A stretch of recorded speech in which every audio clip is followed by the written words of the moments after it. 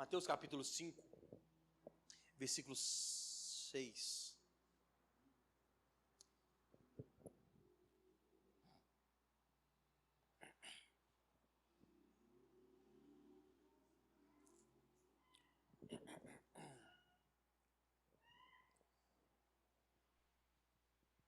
Mateus 5, 6, deixa aberto aí, vamos orar. Deus, nós louvamos ao Teu nome e engrandecemos quem Tu és, Pai. A Tua palavra tem nos transformado e nós estamos vivendo a Sua vontade, nós queremos isso. Deus, que mais uma vez a Tua palavra possa falar em nosso coração e nós possamos sair deste lugar transformados, que nós amanhã possamos executar aquilo que nós aprendemos hoje e que nós possamos, Pai, demonstrar para o mundo que a Tua palavra é viva e eficaz, tão viva e tão eficaz, que tem surtido efeito em nossas vidas, Pai. Nos guarde e nos oriente conforme a Tua vontade, em nome de Jesus. Amém. Nós estamos na nossa série Uma Nova Aliança. E nós estamos no Sermão do Monte, há algumas semanas já, né? E vendo algumas questões nas quais Jesus disse aos seus discípulos, disse às pessoas que estavam acompanhando nessa grande ministração no Sermão do Monte, aproximadamente 5.000 homens, fora mulheres e crianças, o acompanhavam nessa multidão, aonde Jesus começa a citar algumas coisas, e nessas coisas ele começa a desconstruir algumas coisas que Moisés tinha dito ao povo, porque tinha se acabado o tempo da lei e começado um novo tempo, né? Que Jesus cumpriu toda a lei e agora ele estava demonstrando o que Deus quis dizer desde o Gênesis. E ele começa também a construir outras questões que nós estamos vendo. E na semana passada nós vimos a questão da mansidão, né? Algo difícil de ser colocado em prática. Creio que alguns de vocês vivenciaram na semana algumas experiências de ser manso, como ser manso, que nada melhor do que no dia a dia nós presenciarmos isso e vivíamos a palavra de Deus na íntegra. E o que nós aprendemos sobre essa mansidão, a mansidão é sobre olhar além de si, sobre irar-se, mas não pecar, que é algo difícil, né? Estar irado, mas não pecar e não deixar o sol se pôr sobre a sua ira, ou não dormir irado. E ser mansos, sermos mansos, como o nosso Jesus é manso, como ele demonstrou ser manso durante todo o seu tempo. E por que Jesus disse essas coisas? Porque ele agora estava pregando o evangelho que seria levado a todas as nações, porque até então o Deus que era pregado para os judeus, em meio aos judeus, era o Deus que se manifestava em meio àquele povo. Israel era a menina dos olhos de Deus. Até então, talvez de forma esporádica, Deus se manifestava fora de Israel. Naquele momento, Deus era quase que exclusividade de Israel. Ele se manifestava para alguns outros povos, mas era meio que esporádico. Em Israel, Deus era de forma íntegra, inteira. Mas a partir daquele momento, em sua soberania, Deus vai começar a se mostrar para os outros povos. Então Jesus vai trazendo uma nova perspectiva do evangelho. E junto com essa perspectiva, ele vai trazendo essas questões, por exemplo, da mansidão. Porque para Moisés, quando Moisés escreve a lei, quando Deus dita a lei e Moisés escreve, o que Moisés diz é olho por olho, dente por dente. Se alguém arrancar o olho, arranque o olho dessa pessoa também. Se alguém machucar ou matar alguma pessoa da sua família, a pessoa que perdeu o ente querido, ele tem direito de matar a pessoa que matou esse ente querido. Para Moisés, Deus dita isso para Moisés e Moisés escreve isso mediante a Deus. Mas agora Deus vai abranger as portas e abrangendo as portas, ele começa a trabalhar de outra forma. E essa outra forma também é em forma de mansidão. E junto com a mansidão, ele também começa a trabalhar as questões da justiça. A justiça que vem em meio aos cristãos. A justiça provinda em meio aos justos. E olha só o que diz o livro de Mateus capítulo 5, versículo 6. Diz assim: bem-aventurados os que têm fome e sede de justiça, porque eles serão saciados. Bem-aventurados os que têm fome e sede de justiça, porque eles serão saciados. Até nesse momento aqui, Jesus tinha removido algumas coisas que prendiam o coração do homem, na tentativa de que o evangelho fosse pregado de forma integral, na íntegra. Então, primeiro ele quebra o orgulho, que é o maior obstáculo no coração do homem. O orgulho é o maior obstáculo no coração do homem. E como ele quebra esse orgulho? Ele quebra o orgulho através da pobreza de espírito. Lembra que nós falamos sobre a pobreza de espírito? Sobre a humildade, sobre a humilhação, sobre quão humilhado nós devemos ser. Primeiro ele quebra esse orgulho. Depois ele quebra a leviandade e a imprudência no coração do homem, através do choro, através do luto. Ele diz, bem-aventurados são aqueles que choram. Por quê? Porque se o homem não for um homem que está pronto para o arrependimento, o homem pronto ao choro, ele se torna leviano e imprudente. Assim também como ele quebra a raiva e a impaciência, falando sobre a mansidão. E quando tudo isso é removido de nossas almas, ele começa a falar sobre a fome e sede daquilo que de fato importa. Porque enquanto somos orgulhosos, o que importa é o que o nosso ego seja preenchido. Enquanto somos levianos e imprudentes, o que importa é que a nossa vontade seja exercida. Mas depois que tudo isso é removido, o que de fato nos dá fome e sede, ou começa a nos dar fome e sede, é termos sede pela justiça provinda de Deus. Depois que todas essas barreiras são removidas, o que de fato nos dá sede e fome é termos sede da justiça de Deus. E o que é justiça? O que é essa justiça? Segundo o dicionário, justiça é a qualidade do que está em conformidade com o que é direito. Maneira de perceber, avaliar o que é direito e justo. O que é ser alguém justo? O que é ser alguém que pratica justiça? É alguém que está com o coração embasado e o coração pronto para exercer aquilo que é justo. E nós só somos justos se nós tivermos a mentalidade, nós só somos justos se nós tivermos em nós imprimido a vontade de Deus. E para quem Jesus está dirigindo essas palavras? Para quem é o público que Jesus está dirigindo isso? Bem-aventurados aqueles que têm fome de justiça. Essa mensagem, ela é dirigida para aqueles que são insaciáveis, quando o assunto é nos tornarmos justos como Deus é justo. A mensagem, ela é direcionada para aqueles que têm a vontade e o desejo de se tornarem como Deus. Alguém que busca justiça o tempo todo e tenta se tornar parecido com o nosso Deus, que é justo. Não há ninguém mais justo que o nosso Deus. Então Jesus está tentando dirigir essas palavras a essas pessoas. Se você tem removido dos seus corações as coisas que te tornam injustos, que é o orgulho, que é a imprudência, que é a leviandade, se você busca isso diariamente, você deve buscar a justiça. Fome e sede de justiça. Fome e sede de justiça. Mas ele não diz, bem-aventurado é alguém que quer ser justo. Ele não diz, bem-aventurado é alguém que está buscando ser justo. Ele está dizendo, bem-aventurado é aquele que tem fome e sede de justiça. É um nível além.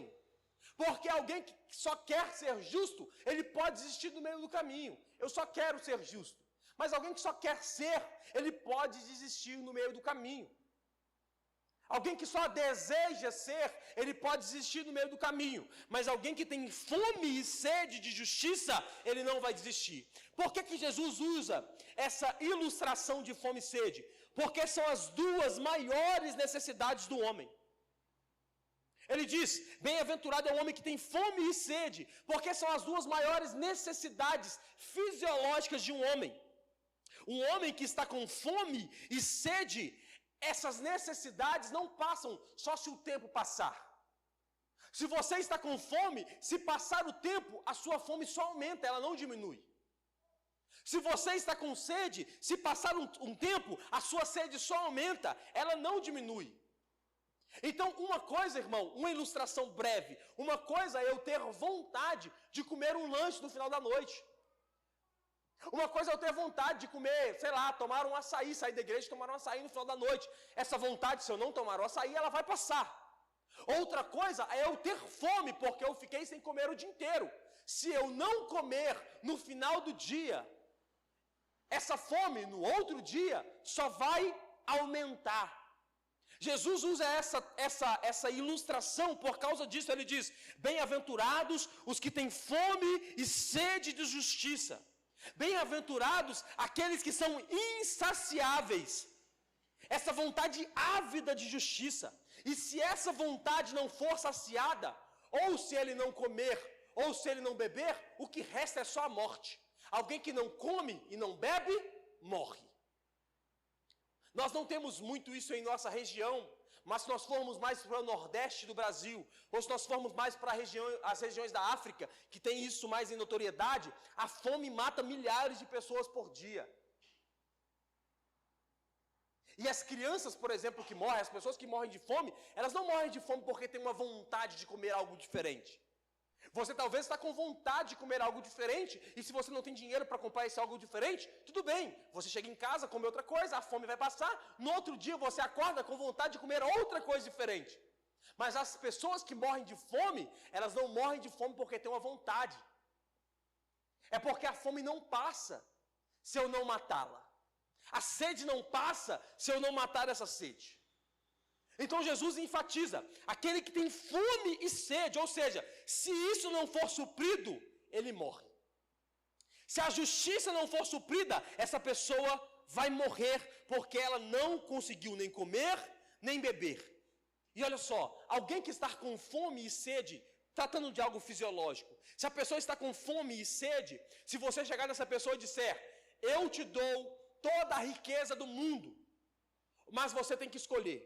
Eu te dou todo o ouro do mundo, mas você não pode comer, ou eu te dou um prato de comida, mas você fica sem riqueza. Faz essa oferta para quem está 3, 4, 5 dias sem comer. A pessoa está 3 dias sem comer, você chega e diz: eu tenho 2 ofertas para você, eu tenho todas as riquezas do mundo, eu tenho uma casa para te dar, mas se eu te der essa casa, você não pode comer um prato de comida. Mas se eu te der um prato de comida, você não pode ter a casa. Dificilmente a pessoa que está 3, 4 dias sem comer vai escolher a casa.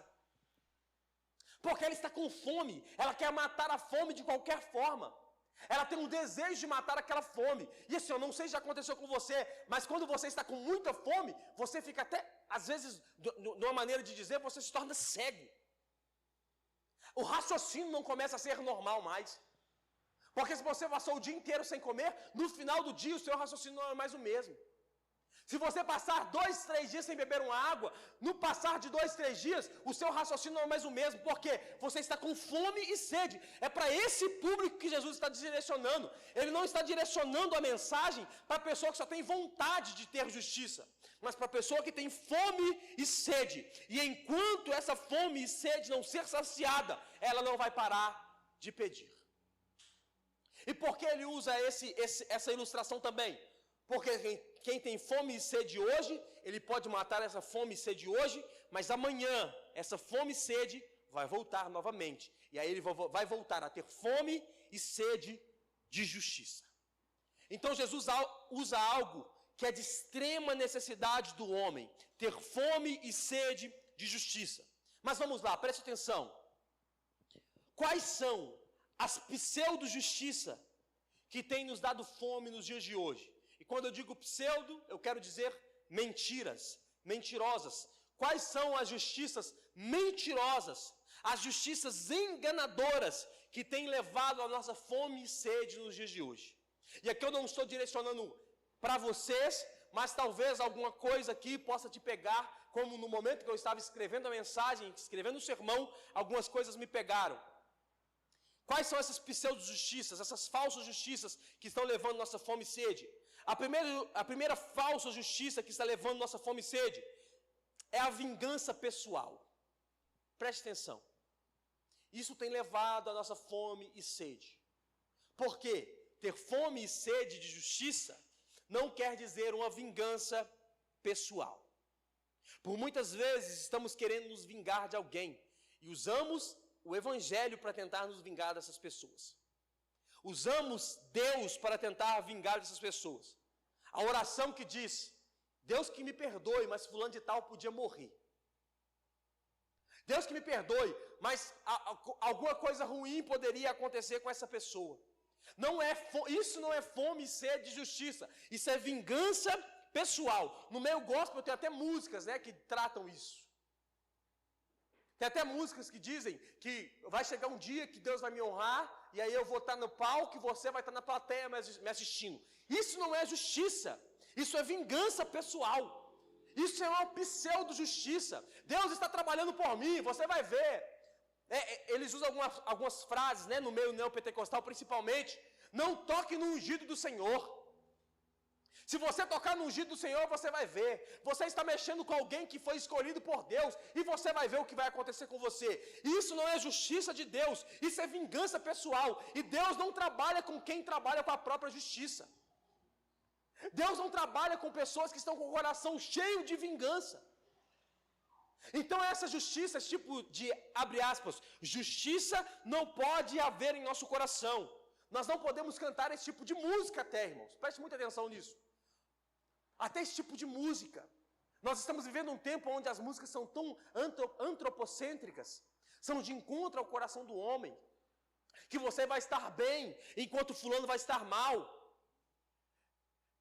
Enquanto você estava mal, fulano te criticou, mas agora que você está bem, a pessoa quer andar do seu lado. Que tipo de canção é essa que as pessoas estão escrevendo e dizendo que estão adorando a Deus? Isso não é adoração a Deus, isso não é justiça divina, isso é vingança pessoal. Portanto, se é vingança pessoal, resolva suas vinganças. A oração dizendo: Deus, podia encontrar fulano de tal, Deus vai te pegar, você tocou no ungido. Isso não é justiça, é vingança. Isso não pode haver no coração daquele que nasceu de novo. Isso não pode estar em nosso coração. A segunda pseudo-justiça que nós estamos vivendo nos dias de hoje, a famosa, abre aspas, justiça pela igreja. Os justiceiros de Deus. E querem arrancar de todas as formas aqueles que parecem ser cristãos, mas talvez a pessoa saiba alguma coisa que a pessoa vive no dia a dia e diz: ele não é cristão de verdade, então eu vou queimar essa pessoa até que a igreja a expulse. É a justiça pela igreja. Os justiceiros de Deus. Mas olha só, o que o próprio Jesus diz em Mateus capítulo 13, versículo 28. Ele, porém, lhes respondeu: um inimigo fez isso. Mas os servos lhe perguntaram: o Senhor quer que a gente vá e arranque o joio? O dono da casa respondeu: não, porque ao separar o joio, vocês poderão arrancar também o trigo. Deixem que cresçam juntos até a colheita. E no tempo da colheita, direi aos ceifeiros: ajuntem primeiro o joio e amarrem em feixes para ser queimados, mas recolham o trigo e juntem no meu celeiro. Sabe a justiça pelas coisas de Deus? Tipo assim, fulano de tal vive uma vida torta, portanto, eu vou queimá-lo na igreja. Fulano de tal está fazendo alguma coisa que não convém, portanto, eu vou ser o denunciante que vai queimá-lo na igreja. Isso é uma falsa justiça. Preste atenção. Preste muita atenção no que eu vou dizer. E aqui eu não estou dizendo sobre denunciar falsos profetas e falsos mestres. Porque isso nós temos que fazer. A denúncia naqueles que estão usando o evangelho para o benefício próprio, nós temos que fazer. Eu não estou dizendo sobre isso. Se é um falso profeta, deve ser denunciado. Se é uma falsa igreja, deve ser denunciada. Mas eu estou dizendo daqueles que olham para a igreja e olham um ou dois irmãos que talvez se converteram ontem. E talvez estão exercendo algumas práticas que ainda não convêm com o evangelho e querem condenar essas pessoas, querem matar essa pessoa a todo custo, achando que são justiceiros de Deus, dizendo: eu estou fazendo justiça pela igreja. Mas na verdade não estão fazendo nada a não ser tentando arrancar o joio. Mas o que o Senhor diz na parábola do joio e trigo? Deixa crescer junto. Deixa o joio, deixa o falso cristão crescer com o verdadeiro. Mas no dia da ceifa, no dia da colheita, não vai ter como escapar não, irmão. Porque eu gosto de dizer isso para você às vezes. As pessoas podem mentir para o pastor. As pessoas podem mentir para o amigo. As pessoas podem mentir para o marido, para a esposa, para o filho, para o pai. Podem mentir, mas perante ao Senhor, quem será capaz de mentir? Perante aqueles que têm os olhos como chama de fogo, que Ele olha para os nossos olhos, quem terá capacidade de mentir? Eu sempre digo isso quando eu vejo alguns falsos profetas dizer, e eu digo isso, eu falo, gente, como que eles têm coragem de fazer isso? Será que eles não têm medo do dia que vão se encontrar com o Senhor? Por quê? Aqui na terra eles podem dizer, eu estou fazendo a obra do Senhor enganando ao próximo. Mas e quando eles se sentarem com o dono da obra, como vai fazer? E quando eles se sentarem com aquele que é o dono, existia um quadro antigamente no Fantástico, se não me engano, o empresário, o dono do sei o que lá, que o cara se disfarçava de dono da empresa, e ele visitava a empresa, ficava lá por uma semana como um funcionário qualquer. E aí no final da semana ele falava para a empresa que ele era o dono e tal. E aí quando ele se disfarçava de funcionário, ele via o que de fato as pessoas estavam falando da empresa dele. Disfarçado de funcionário, ele passava pelos setores, as pessoas reclamavam ou elogiavam a empresa, porque não sabiam quem era de fato o dono. Mas depois que ele se revelava, como é que aquele que falou mal da empresa com o dono vai poder se justificar? Porque ele disse justamente com o dono. Agora as pessoas estão, os falsos mestres ou os falsos cristãos estão aí, fazendo e falando, mediante ao Senhor, como é que irão se justificar? Então a justiça daqueles que estão se fazendo de falsos cristãos na igreja não pertencem a nós. Portanto, não devemos fazer as justiças com a nossa própria forma de pensar. Fulano é falso cristão, vou arrancá-lo. Fulano não está condizendo com a igreja. Algumas igrejas fazem isso, algumas seitas até. Elas têm uma forma de seguir o evangelho. E se você não seguir aquilo, você é arrancado. Algumas igrejas, por exemplo, que têm dogmas, saia comprida, a mulher não pode se depilar. Se a mulher se depilar, eles arrancam a mulher da igreja. Se a mulher for pega na rua de calça jeans, arrancam a mulher da igreja. Como que fazem isso? Dizendo, é a justiça pela igreja do nosso Senhor, mas na verdade é uma falsa justiça que não pode haver em nosso coração. Você está comigo, irmão? A terceira justiça, ou a terceira pseudo-justiça que nós não devemos fazer, e essa aqui preste muita atenção, a terceira falsa justiça que não pode haver em nós, é a justiça que é feita com as nossas próprias mãos. A justiça que é feita com nossas próprias mãos. Jeremias 17, versículo 5 diz assim, assim diz o Senhor, maldito é o homem que confia no próprio homem, e faz da carne mortal o seu braço, cujo coração se desvia no Senhor, porque ele será como arbusto solitário no deserto, e não verá quando vier o bem, pelo contrário, morará nos lugares secos do deserto, na terra salgada e inabalável. Bendito aquele que confia no Senhor, cuja esperança é o Senhor. Jeremias está dizendo que não é maldito o homem que confia no outro homem que é o seu próximo. Jeremias está dizendo, maldito é o homem que confia em si mesmo. Maldito é o homem que faz da sua força o seu braço. E aqui eu vou dizer, a terceira falsa justiça é a justiça que é feita com nossas próprias mãos. E aqui é difícil para eu dizer, por quê? Porque como eu sempre digo para vocês, eu não prego 100% do que eu vivo, mas eu prego 100% do que eu acredito. Então aqui eu vou dizer para vocês algo que eu não sei se eu sou capaz de viver hoje, na íntegra, 100% disso.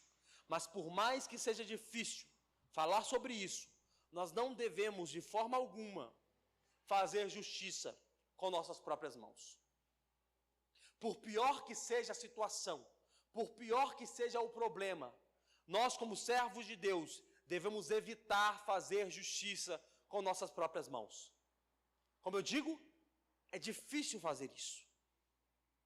É difícil nós contermos o homem interior. Porque o que eu penso, se fazem alguma coisa com minha família, eu não penso dessa forma. E infelizmente ainda não estou pronto para agir dessa forma. Mas se eu agir, Deus livre e guarde, acontece alguma coisa, eu reajo com minha própria mão, com meu próprio braço, eu vou estar pecando contra o Senhor. E não adianta nem eu dar justificativa dizendo, Senhor, fulano fez, eu fui lá e fiz igual. Porque mesmo assim eu vou estar pecando contra o Senhor. Uma coisa, abre essa aspas comigo, é uma legítima defesa. Porque o que é uma legítima defesa?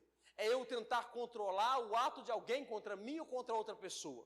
Ou seja, se alguém está me ignorando, se alguém está me ofendendo, ou se alguém está me agredindo, eu ajo para conter aquela pessoa de forma que ela pare.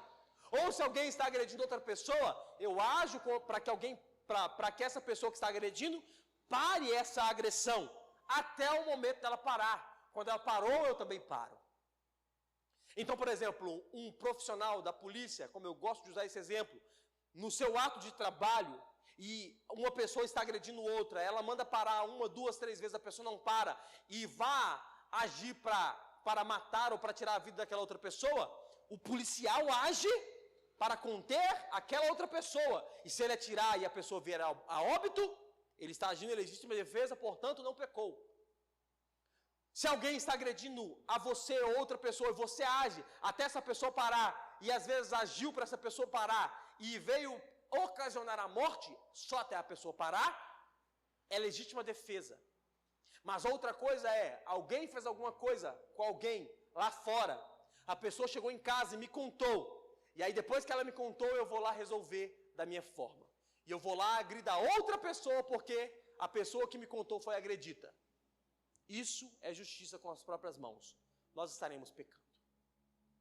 É difícil? Demais. Porque eu tenho filhos, tenho mulher.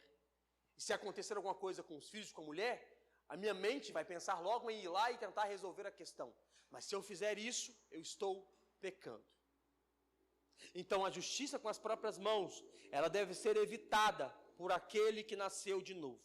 Nós não devemos fazer justiça com nossas próprias mãos. É difícil? É. Mas cabe a nós exercer a justiça provinda de Deus.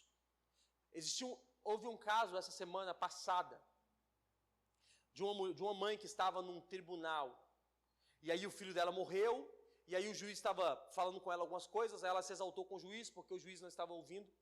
E aí ela disse, em determinado momento, que seja feita a justiça de Deus. E ela levou até voz de prisão por causa disso. Acho que já está solta, mas ela levou voz de prisão do juiz. Um juiz totalmente descontrolado. Aprendeu porque ela disse que a justiça de Deus não falhava. Mas a posição de um cristão deve ser essa. Sei que é difícil, eu já vi alguns fatores em tribunais, por exemplo, do pai que perdeu o filho. Foi alguém lá, matou o filho dele. E aí, na hora do tribunal, o pai virar para a pessoa que matou o filho e dizer, eu te perdoo. A mãe que perdeu o filho, porque outra pessoa tirou o filho dela, ela olhar nos olhos da pessoa que tirou o filho e diz, eu te perdoo. Você matou o meu filho, você matou o meu maior bem, o meu bem mais precioso, mas eu te perdoo. Sei que é difícil dizer isso, mas essa deve ser a conduta do cristão. O cristão que nasceu de novo, ele deve ter esse coração, porque senão nós iremos fazer justiça com nossas próprias mãos, e quando nós fazemos isso, nós pecamos. Está comigo, irmão? Difícil ouvir isso, né? Mas é a verdade. Então, dito isso, quais são as justiças que nós devemos, de fato, ter fome e sede? Qual é a justiça que deve imperar, que deve ser dia após dia mantida em nossos corações? Eu tenho sede e fome dessa justiça. Quais são as justiças? A primeira justiça. A justiça por aqueles que sofrem. Seja um sofrimento emocional, seja um sofrimento físico, ou seja um sofrimento social. Nós devemos ter fome e sede por essa justiça. Justiça por essas pessoas que estão sofrendo. Orar por essas pessoas que nós sabemos que estão sofrendo algum tipo de justiça. Orar por essas pessoas dizendo, fulano de tal está sofrendo injustiça. Nós devemos orar por eles. As pessoas que estão passando por momentos difíceis, e nós sabemos que elas não têm condições de sair daqueles lugares, nós devemos orar por essas pessoas. Por exemplo, alguém que foi preso injustamente. Alguém que estava num lugar errado ou foi confundido na aparência, por exemplo. Já vi vários casos dessa forma, que a pessoa estava em um lugar e foi confundida. Algumas pessoas nem estavam no lugar, mas a vítima, no momento ali da situação, olhou para a pessoa e a polícia pegou alguma pessoa na rua, levou para lá, reconheceu no afã da situação, reconheceu, não era a pessoa porque a pessoa estava em outro lugar, conseguiu comprovar que estava em outro lugar, mas mesmo assim ainda fica presa por dias. Nos Estados Unidos, direto, você vê casos como esses, de pessoas que são libertas 30 anos depois, que conseguiram provar a inocência. 40 anos depois, eu vi recentemente um caso sobre isso, 40 anos preso, injustamente, 40 anos depois conseguiu comprovar que era inocente. Por essas pessoas nós devemos orar, para que o Senhor possa alcançar as pessoas que devem ser alcançadas para libertar essas pessoas, porque estão sofrendo de forma injusta. O que mais? Pessoas que sofrem violências domésticas. As mulheres que sofrem violências domésticas, e você pode até rir de mim porque as pessoas riem disso, mas existem nos dias de hoje homens também que sofrem violência doméstica. E eu sei que é difícil falar sobre isso. Imagina, estava falando com o aluno esses dias para trás, chega um homem da delegacia e diz: você precisa me ajudar, por quê? Porque a minha mulher me bateu. O delegado provavelmente vai rir da cara dessa pessoa, desse homem. Mas infelizmente nós estamos em sociedade em que homens, mulheres e crianças estão sofrendo violências domésticas. E nós devemos orar por essas pessoas. E não só orar, mas nesse caso nós devemos agir. Como? Denunciando. Denunciando as pessoas que estão sofrendo violência doméstica. A mulher que sofre violência doméstica em casa. E nós sabemos, devemos denunciar. Abusos também, nós não devemos só orar, mas também como devemos denunciar pessoas que sofrem esse tipo de abuso. Abuso psicológico, abuso sexual, crianças que sofrem abuso sexual, crianças que sofrem abuso emocional, mulheres que sofrem abuso patrimonial. Devemos não só orar, mas como também denunciar, porque essa justiça deve imperar em nossos corações.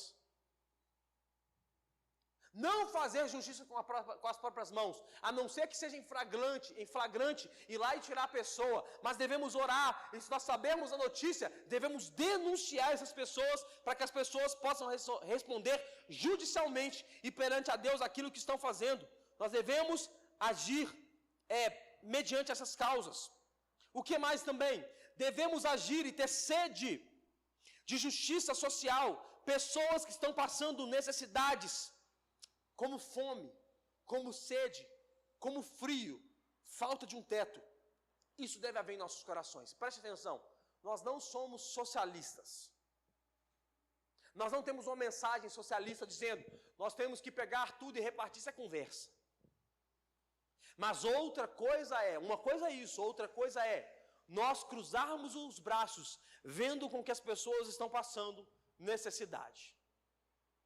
Nós cruzarmos os braços ao depararmos com pessoas que estão passando fome e sede na rua ou em casa, pessoas que estão precisando de alimentos, e nós simplesmente cruzarmos nossos braços. Isso deve estar em nossos corações, de abençoar a vida das pessoas que estão passando por necessidade. Por isso que eu falo com vocês, por exemplo, no ato que nós temos aqui no segundo domingo do mês, de ajuntarmos alimentos. E por que nós devemos fazer isso? Porque você vai sair daqui hoje e provavelmente você tem alguma coisa para comer em casa. Algumas pessoas vão chegar em casa hoje, se tiverem casas, não vão ter nada para comer. E isso deve arder em nosso coração, essa chama de arder. E não só a igreja deve tomar esse cuidado de cuidar dessas pessoas. Você como indivíduo deve ter esse cuidado. De saber, o meu vizinho está passando por necessidade. Você pode ir no supermercado, comprar pelo menos o básico e levar até ele, por que não? Porque você é cristão, você nasceu de novo. E essa justiça deve estar imperando em você. A segunda justiça que deve estar em nossos corações. E o Bill, se quiser, pode vir que eu estou finalizando. A segunda justiça é justiça em ver o nosso Deus operar em favor dos seus escolhidos. Justiça em ver Deus operando em favor daqueles que foram escolhidos. estão sofrendo porque resolveram ou porque foram escolhidos por Deus para servi-lo em amor e em piedade. Preste atenção nisso, irmãos. Nós devemos ansiar por essa justiça. Justiça por aqueles que sofrem por amor a Cristo Jesus. Justiça por aqueles que não podem professar a fé pública como nós. Há talvez 2, 3 anos atrás estava longe, estava no Oriente, e nós não sentíamos. Mas hoje, principalmente no Nordeste, recentemente uma igreja foi fechada, um pastor foi preso, na verdade, porque foi dizer sobre algumas questões sobre homossexuais, e nós cremos, nós pregamos que a homossexualidade é pecado e pronto, acabou. E quando nós somos perseguidos porque nós pregamos aquilo que cremos, e as pessoas sofrem em presídios porque disseram que aquilo que as pessoas estão praticando é pecado, estão sofrendo por isso, nosso coração deve ansiar por justiça por essas pessoas. Pessoas que estão sofrendo em prisões porque pregaram o Evangelho.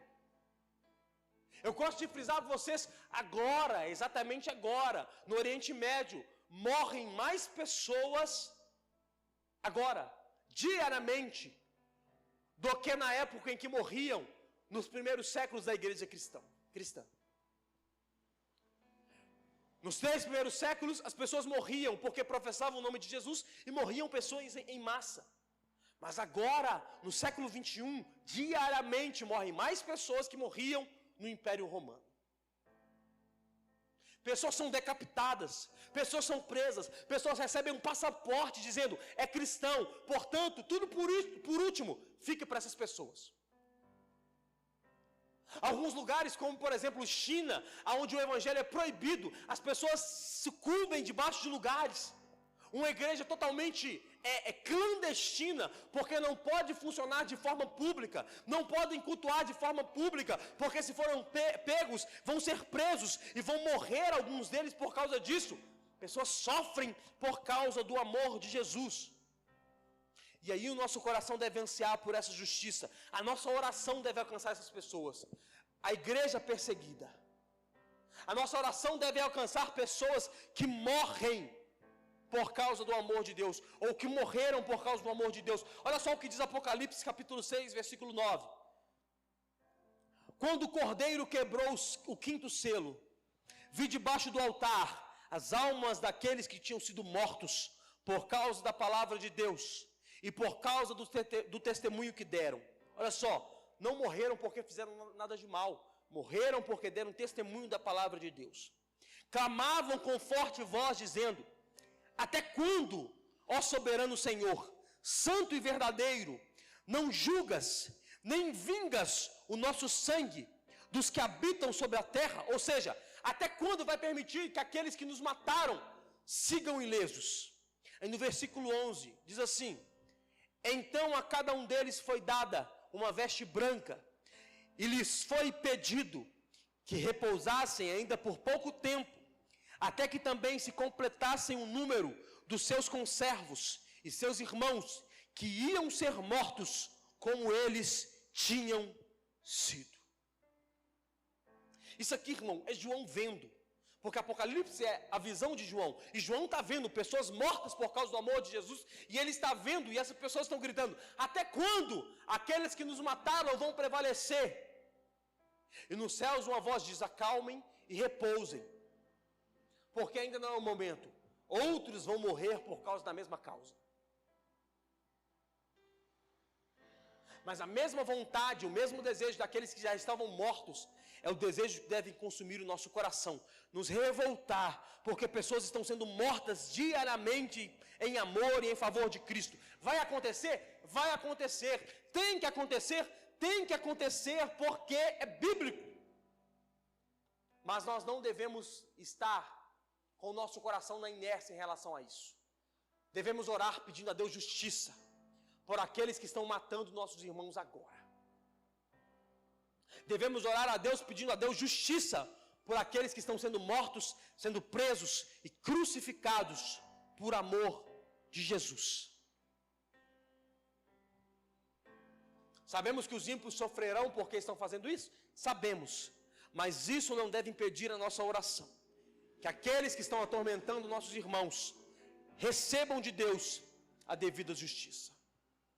E a terceira causa da nossa justiça, a terceira causa que devemos ter fome e sede de justiça,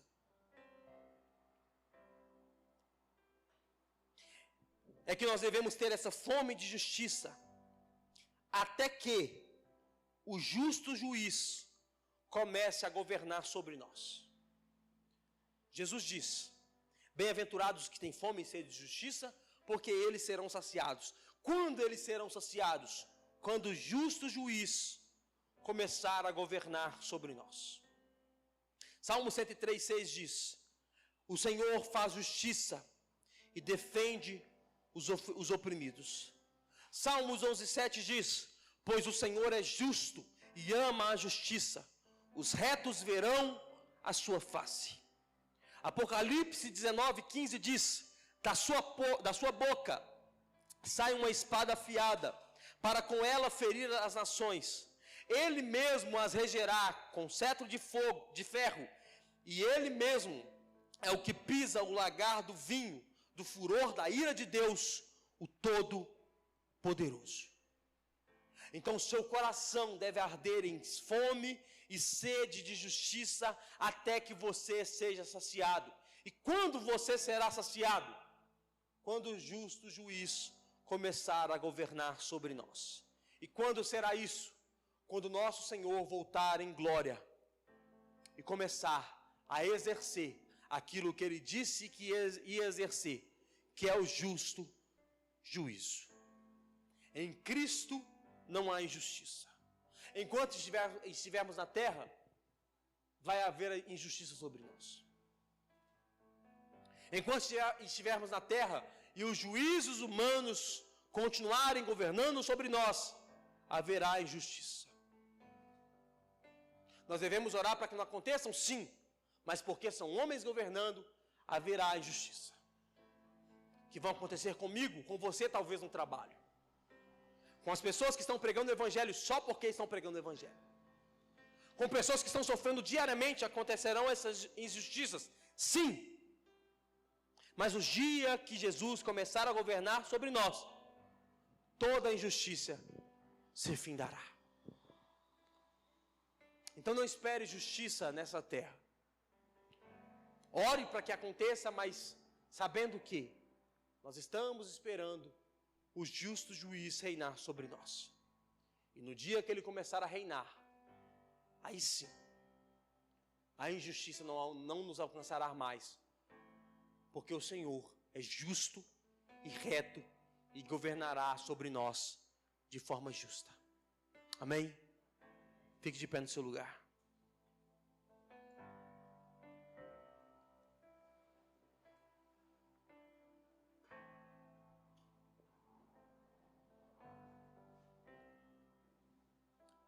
É por isso que no céu não há democracia. Porque existe um rei justo governando todos os céus.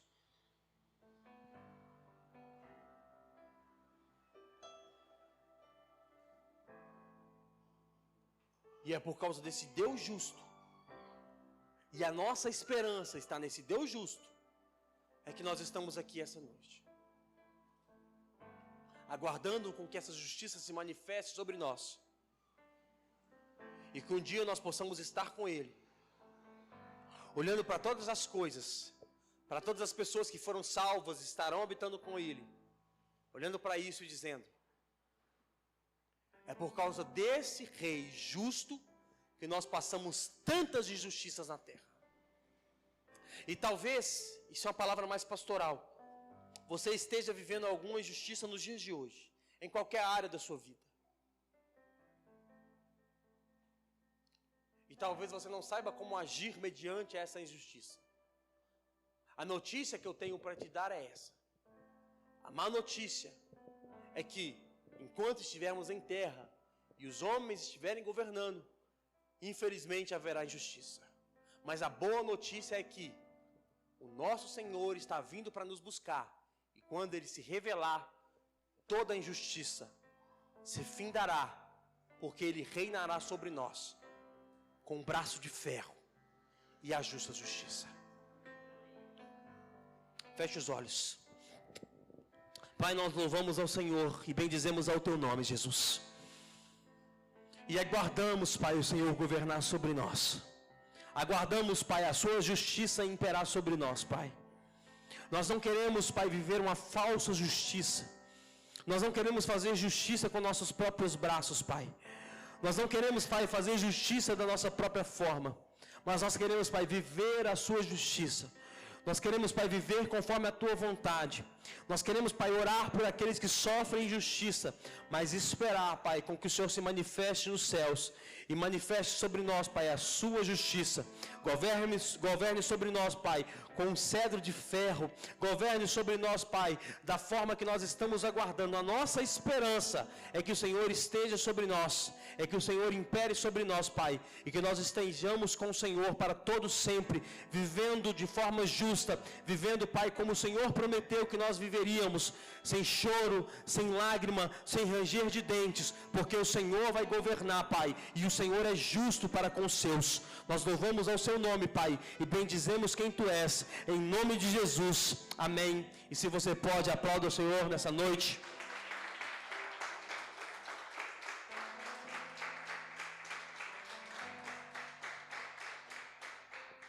Que você possa ir embora para sua casa, refletindo sobre isso, e orando, para que você possa se tornar justo, como o Senhor é justo, amém?